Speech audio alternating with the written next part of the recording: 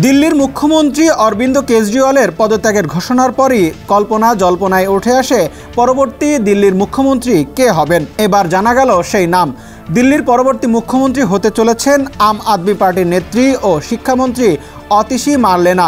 অরবিন্দ কেজরিওয়াল আম আদমি party আইনসভা দলের বৈঠকে তার নাম প্রস্তাব করেছিলেন। বিধায়করা তাতে সায় দেন। এর আগে আম আদমি পার্টির রাজনৈতিক বিষয়ক কমিটির নেতারা দিল্লির পরবর্তী মুখ্যমন্ত্রী হিসেবে অতিশীর নাম প্রস্তাব করেছিলেন। অতিশী ভারতবর্ষের দ্বিতীয় মহিলা মুখ্যমন্ত্রী হতে চলেছেন।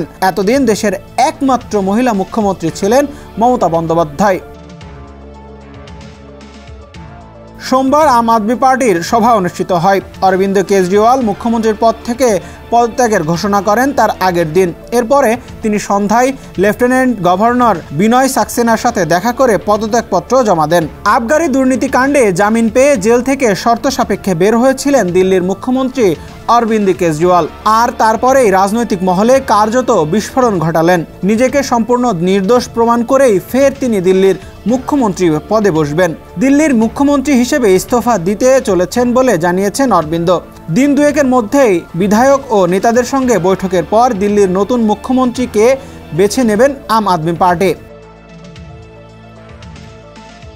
দিল্লিতে আগামী বছর বিধানসভা নির্বাচনের আগে কেজরিওয়ালের ইস্তফা নতুন মাত্রা যোগ করল বলে রাজনৈতিক বিশেষজ্ঞদের মতামত। সমর্থকরা কেজরিওয়ালের এই সিদ্ধান্তকে মাস্টার স্ট্রোক, আর বিজেপি নেতারা এটিকে নেহাতি সস্তা প্রচার বলে কটাক্ষ করছেন। দিল্লির মানুষ যে গত দুটি বিধানসভা নির্বাচনের মতোই তার পক্ষে বিপুলভাবে রায় দেবেন সেটা নিয়েও নিশ্চিত কেজরিওয়াল।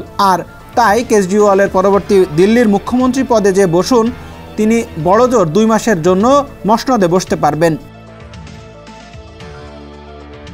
জেল থেকে জামিনে বেরিয়ে প্রচার করেও লোকসভা নির্বাচনে দিল্লিতে একটি আসনেও আম আদমি পার্টি তথা ইন্ডিয়া প্রার্থীদের জেতাতে পারেনি কেজরি।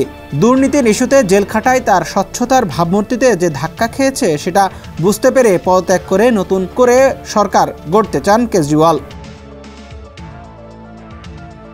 ডেস্ক রিপোর্ট, সমকাল।